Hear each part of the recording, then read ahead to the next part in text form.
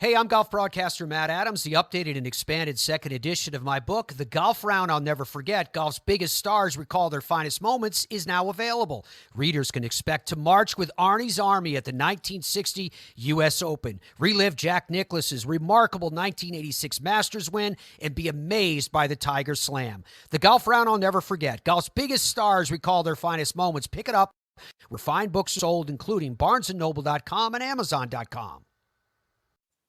This is Jeremy McFarland for the Football is Family podcast. In my search to find out why football is family, I come across stories of people that I might have heard of but really never looked into. Today's interview is about one of those people. If you haven't heard about Amos Alonzo Stagg, I encourage you to not only listen to this interview with author Jennifer Taylor Hall, but also go and buy her book about Stagg entitled Amos Alonzo Stagg, College Football's Man in Motion. It is a great book about a man who helped college football grow and influence the rules and the way football is played. While you're at it, go over to the Sports History Network's homepage and take a look at the many podcasts we have to offer.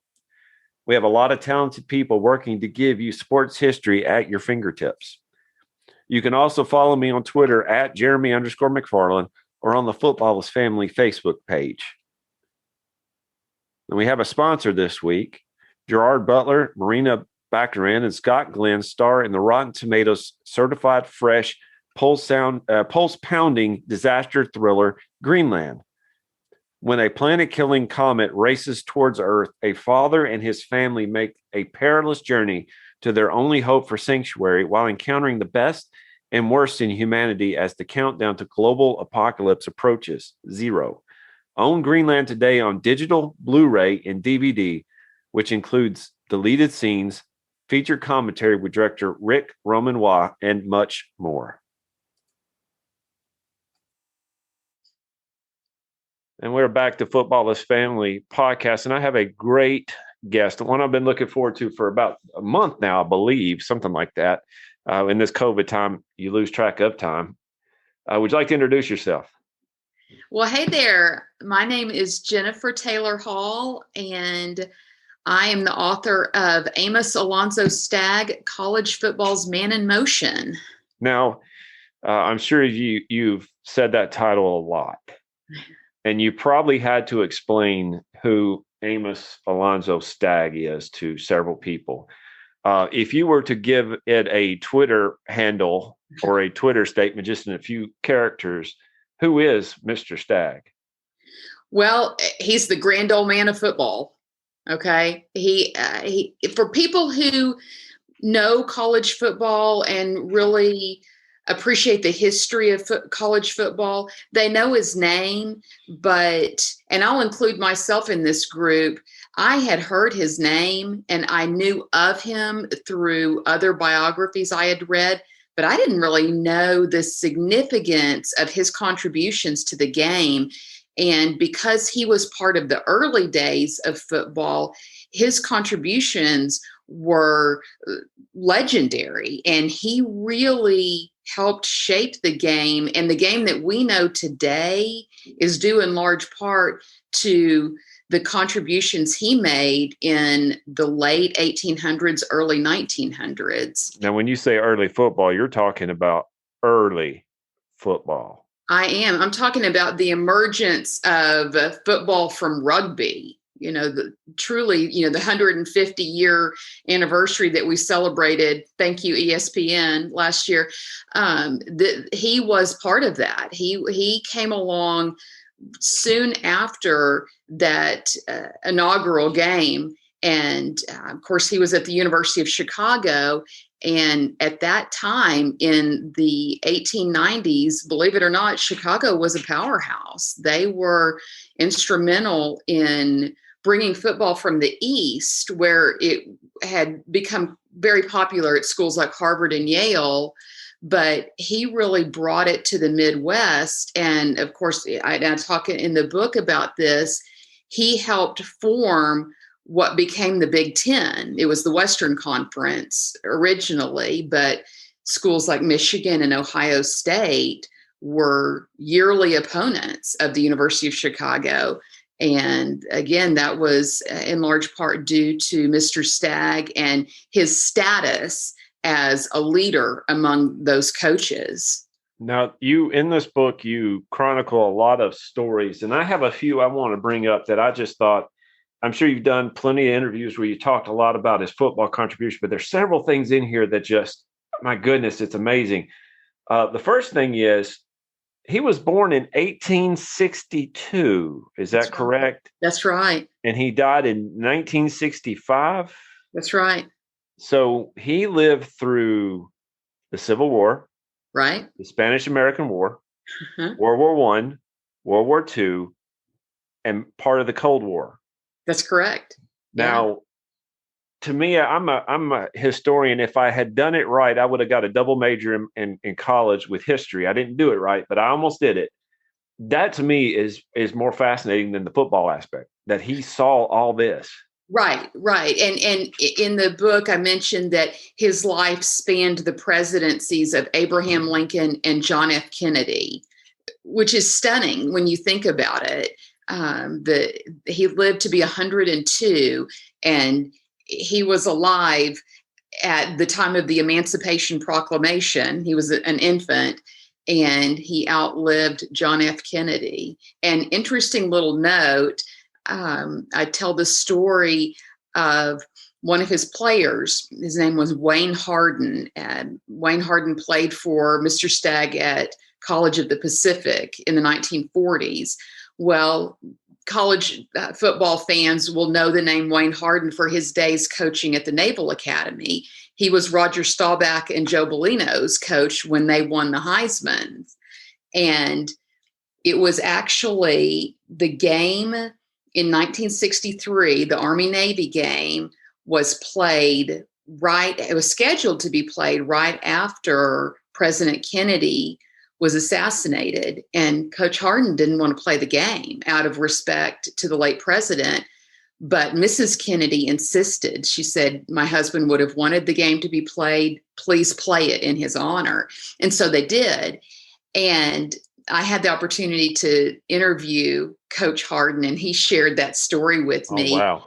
And he actually was able to share that story with Mr. Stagg. When Mr. Stagg was near death, Coach Harden went to see him to say goodbye. And it was not long after that Army-Navy game was played. So that was obviously a very emotional story for Coach Harden to share with me, because obviously as coach of the Naval Academy, who did win that game, but during that momentous time in U.S. history, but also the fact that he could share that with his mentor, Mr. Stagg, who meant so much to him. Absolutely. And you mentioned in the book several times about the influence that he had over his men, even later on in life. I believe it might have been in Stockton. I can't remember right off the top of my head, but where they were eating somewhere, and Mr. Stagg ordered the food for his players, and they didn't say a word. That's right. That's exactly right. Yes. And that was later in his career. He was coaching at College of the Pacific. That's the school I referred to, and it is in Stockton. Okay. And that's where Wayne Harden played for him. That's where Eddie LeBaron played for him. The little general played college ball for him there. But you're exactly right. And these were grown men who were many years beyond their college playing days. And they were having a reunion with Mr. Stagg, and he ordered dinner for everyone, and not a man was going to challenge him on any aspect of that order. So, well, looking at some of the pictures of him, even when he was in his 80s, I don't think I would challenge him.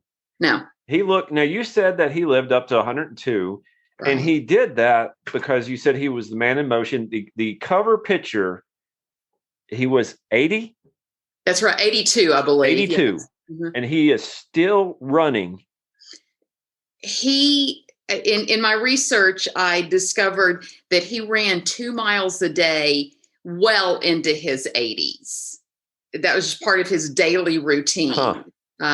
If I'm running, something's chasing me. But he also didn't like, you weren't going to cuss in front of him, but he had some other words that he would call them, and I don't say words like that simply because my kids would hear him. But he would call them double, and he would call them donkeys, basically. And I laughed when I saw that. I just giggled. He didn't eat a lot of sugar. That's correct. Now, that is something that I can't do. I like my sugar. Right. He really was ahead of his time in understanding the role that diet plays in our overall health. And so, we kind of think of the traditional training table for football players where they can kind of eat whatever they want, heavy meals, lots of meat and things like that. But he really eschewed that. He was even at times a vegetarian. Personally, he didn't necessarily impose that on his players, but he did not have what would be considered a traditional buffet offered to his players. He expected them to eat a healthy diet, and he absolutely insisted that they refrain from alcohol and smoking. So, and he did that himself. Now, you and I are Southern, if you can't tell from how we talk. The one thing that he is not, he was from New Jersey. That's correct. Yes. They didn't have sweet tea up there, did they? Probably not. Certainly not the sweet tea that you and I know. Yeah. The sweet tea down here in Tennessee, and I'm sure in Arkansas, is that you chew it. It's so sweet. That's right. But one of the stories that I like that you added, Fritz Chrysler, he was smoking a cigarette when he was older. And here comes Mr. Stagg in, and I said that he took the cigarette and put it in his pocket and shook his hand while it was smoldering in his pocket. That's exactly right. Yes. So it was a ballroom, and Fritz Chrysler could see Mr. Stagg walking in from across the room. And so he didn't have an opportunity to find an ashtray, I suppose. And so he took the lit cigarette out of his mouth and just stuffed it in his pocket. And so there it was, smoldering in his pocket when he greeted Mr. Stagg. But he wasn't about to let Mr. Stagg see him smoking. That is what we call respect. Now, there are a bunch of stories. And I don't want to take up too much of your time tonight, but I have to share this. The time Mr. Stagg and his football team fought a fire. Yes, that's right. And to add to that, he and Mrs. Stagg were on their honeymoon. Yes. So, and that's, I hope I meet Mrs. Stagg in heaven. I want to talk to her as much as I want to talk to him. I mean, any woman who travels across country on a train with a college football team on her honeymoon, that's my kind of gal, and yes, along the way, one of the train cars caught on fire. And so Mr. Stagg grabbed his players and they became firefighters along the way. Now I'm looking at Miss Stella Stagg. I'm looking at a picture of her, and she looked like she was a tough woman.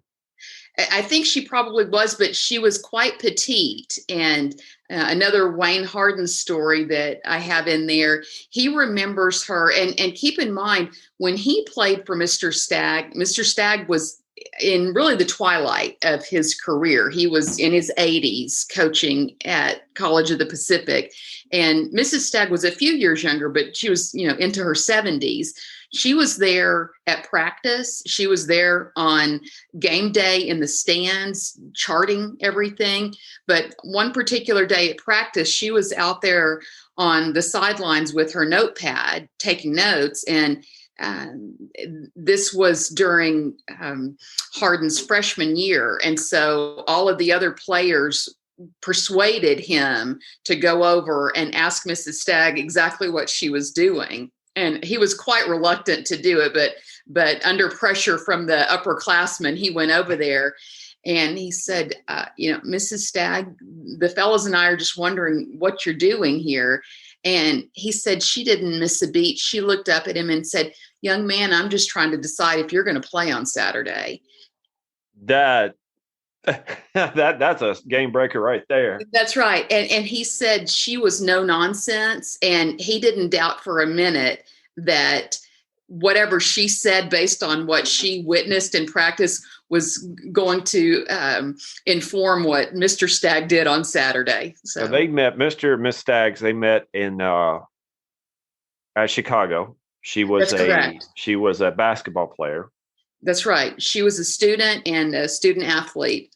Now I tell you what, that's an athletic family, and if I remember correctly, his children played for him as well. That's right. They had 2 sons and a daughter. Both sons played football for him at Chicago, and their daughter Ruth was a good athlete in her own right. Of course, he was a men's coach, so she didn't have him as a coach in college, but all 3 of them were really strong athletes. Now, who did you get to talk to of his family?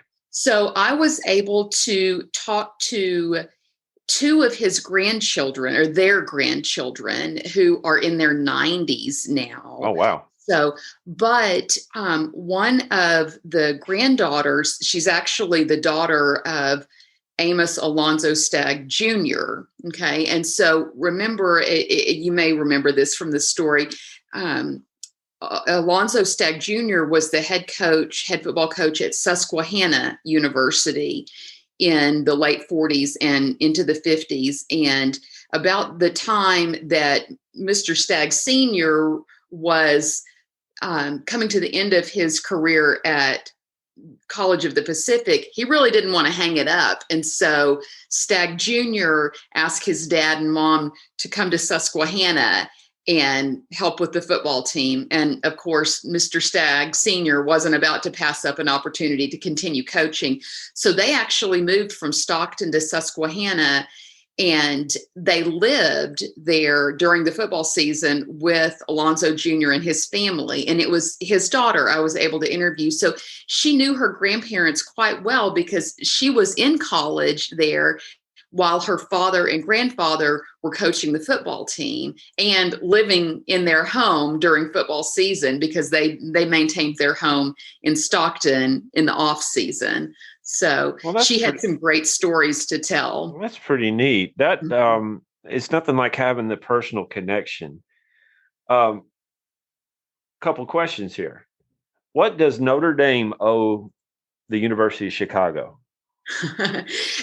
A great deal, actually. And I mentioned several Stagg players who went on to coach at Notre Dame. Jesse Harper is one of them. But, Stagg, as I mentioned earlier, he really brought football to the Midwest. And it's kind of hard to think of Midwest football without Notre Dame, but that's really what the football landscape looked like in the 1890s. Notre Dame was nothing in terms of the football powerhouse that they are today and have been, during your lifetime and mine. But Mr. Stagg helped elevate them to prominence by inviting them to Chicago to play. And of course, South Bend and Chicago are close geographically. And so this was not a difficult game to schedule. And so for a period of time in the 1890s, they played, I believe, 5 out of 6 consecutive years. And this really, because of Chicago's prominence, this elevated Notre Dame's prominence. And of course, later, Stagg and Rockne were friends, and Rockne famously said that all football goes back to Stagg and Yale, and I think he recognized the contributions of Mr. Stagg to the game. Now, if I'm not really good with a lot of movie trivia, but I did see that Stagg was in the new Rockne movie. Right. Was that the movie mm-hmm. with Ronald Reagan? That's correct. Okay, yep. So there's you go. There's your 5 levels of Kevin Bacon right now. How did Ronald Reagan and Stagg go together? Well, there it is. There it is. That's now, exactly right. Stagg coached for several years. He was 70 years old when he was forced out of Chicago. That's right. He was forced into retirement. And really, that was as much a function of Chicago's desire to move away from athletics as it was their desire to part ways with Mr. Stagg. By that point, it was the mid 1930s, and the University of Chicago had opted to become more of an academic powerhouse and wanted to de-emphasize athletics. And of course, at that point, Chicago was really struggling to compete with Michigan and Ohio State and some of those other larger schools who could really recruit strong athletes that Chicago couldn't, because at that point, recruiting became a more serious endeavor. There was not recruiting, certainly not in the way we know recruiting today, early on in Stagg's career. But by the 30s and 40s, that was becoming a more common practice. And so the Michigans and Ohio States of the Western Big Ten Conference were getting those bigger, more athletic players. And Chicago, again, the trustees were kind of de-emphasizing athletics. The football team was not having much success. And so forces just kind of came together, and they encouraged Mr. Stagg to retire. They really invited him to stay on in a kind of advisory capacity, but he wanted to be on the field. I mean, his passion was teaching boys to play football. And I have a chapter in the book called Growing Boys. And that's really how he saw himself, was as a teacher. And I think that's how most great coaches see themselves. Well, and I'm glad you kind of segue into what I was about to say. We are not trying to raise grass. We are trying to raise boys. Right. They were outside playing football, and I think somebody mentioned that the grass was getting messed up, and he didn't really care about that. That's exactly right. Yeah. Now, not only did Alonzo Stagg help with making football the way it is with the forward pass and other things like that, but he also helped with another sport, with peach baskets. That's right. That's exactly right. So his good buddy, Jim Naismith, at Springfield College, was challenged to come up with some activity that would keep the football players in shape in the cold Northeast winters. And when they couldn't be outside running and conditioning for football, they needed some indoor activity. And so Luther Gulick, the president of the school, and it was not Springfield College then, it was the YMCA Training Academy, but he challenged Jim Naismith to come up with some activity to keep these boys in shape. And he found a couple of peach baskets and invented the game of basketball. And his friend and colleague Alonzo Stagg was involved, although wouldn't take any credit because it was Naismith's invention. But he was part of the early days of basketball too. But the funny story, and I didn't know this, and I'm glad you mentioned this, is that it got to a point where people were tired of getting the ball out of the basket. They had to put a hole in it. That's right. The fellow that had to go up, into the rafters and retrieve the ball out of the basket got tired of doing that. And someone came up with the idea, if we cut the bottom out of this thing, the ball will fall right through. And there you go. Necessity is the mother of invention. I was just about to say that. But, I have another thing, and I want to know if you know this. The Seamen, the club. Do you know the song? I do not. They would not give me a sweater because I don't know the words to the song. What is that? So the Order of the Sea, or the Seamen, were the lettermen for the University of Chicago. Of course, it started with football, but now right. It's spread to the other varsity sports. And that's another innovation of Mr. Stagg in his days at Chicago, awarding varsity letters.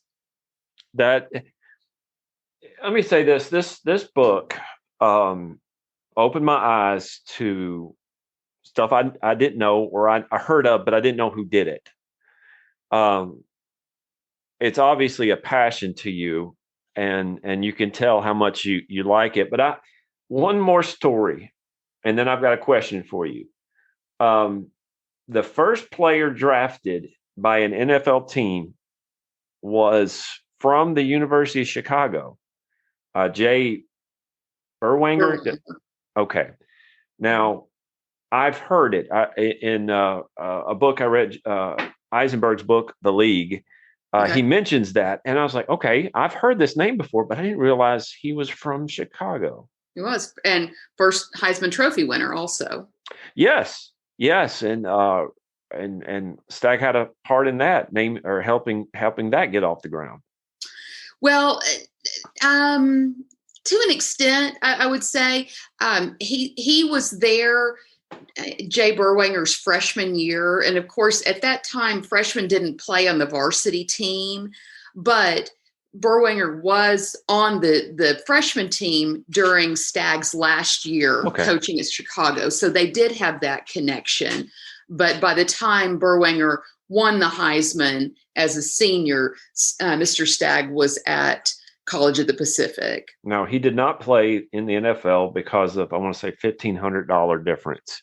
Right. Right. You wouldn't hear that. He and Mr. Hallis couldn't come to terms. Well, Mr. Hallis probably didn't have the money anyway. How do we get your book? Go to Amazon.com. Amos Alonzo Stagg, College Football's Man in Motion. And like I said, the pictures in this are just amazing. Very, very well documented, very well. The story itself laid out in a way where you can follow the thought process that you have. I like that. It's not scattered. You have a purpose and you stick with it. You're a great writer. Thank you. Thank you. Do you have a Twitter page? I do. At 3 Hall Bros. Shout out to my 3 sons. And on Facebook, Jennifer Taylor Hall writes. I am on Instagram. I don't spend a lot of time there because I find that most football fans don't spend a lot of time there. It's more Twitter and Facebook. But if I can, I want to go back and I want to give credit to Mrs. Stagg. Yeah. You mentioned the photographs. She saved everything. And I cannot imagine when I went through box after box in the archives at the University of Chicago, I mean, literally hundreds of boxes. The vast majority were newspaper clippings, personal letters, memorabilia, photographs that she had saved. And the family donated all of those things to the university's archives. And for a researcher like me, it was a treasure. And thankfully, they have digitized many of those photographs. So we were able to publish them in, good quality. That it's an amazing quality. Let me ask you this. I have grown up going to historical things all my life. Did their archives have a musty spell to it? Not terribly. Oh, come on. It's got to have that. Well, but this is the University of Chicago, beautiful library. Yeah. You can imagine I had on the white gloves. Oh, I bet you did. That they're very serious about preserving things, and thankfully so, because many of these photographs and papers that I held are 150 years old, and the fact that they're still in wonderful condition for someone like me to see and to use in my research, I'm just enormously thankful. First, that Mrs. Stagg thought to save everything, but that the University of Chicago has preserved them so well. Well, Miss Jennifer, thank you for coming on and sharing your love and your dedication to this great man of football. Thank you so much for having me. It's been a pleasure. And we would love to have you back on when you're working on another one, whenever you're done with that book. I am. I am working on a biography of Fritz Chrysler, one of the original Michigan men. Whenever you're done with that, we would like to be one of your first podcasts to come on. I would love to. Thank you. Thank you so much for joining us on Football's Family. This podcast is part of the Sports History Network, your headquarters for the yesteryear of your favorite sport. You can learn more at sportshistorynetwork.com. Hey there, sports history fan. This is Arnie Chapman, aka the Football History Dude, and I hope that you enjoyed this recent episode presented by the Sports History Network and were able to learn some good old-fashioned sports history knowledge nuggets. I started the Sports History Network back in 2020 with the mission to help podcasters find a community of like-minded sports history nerds, as well as helping aspiring podcasters to start their own shows. We have a little bit over 30 shows on the network right now covering all sorts of sports history, but as far as I'm concerned, we're just at the toothpick in the ocean moment, that can't even figure it out because there's so much more coming. We wanted to create the ultimate headquarters for sports yesteryear, starting with Podcast Network and our website, but we're going to continue to move into other mediums as well. And here's the cool part, because we want you to be part of our team. So if you're interested in starting your own podcast, or maybe being a guest on one of our shows, or who knows, maybe even writing an article for us over on the website. Seriously, all you gotta do is reach out to us on the contact page over at sportshistorynetwork.com. You can be as technologically savvy as a Neanderthal tapping on a stone trying to figure out this whole hieroglyphics thing back in the day. Again, it doesn't matter, because even if you don't understand the whole podcast space, we have a production team that can pretty much help you out with doing everything. All you gotta do, head over to sportshistorynetwork.com, head to the contact page, fill it out. That message goes right to me, and I'll reach out to you as soon as I can. But for now, dude, I'm through if you're through.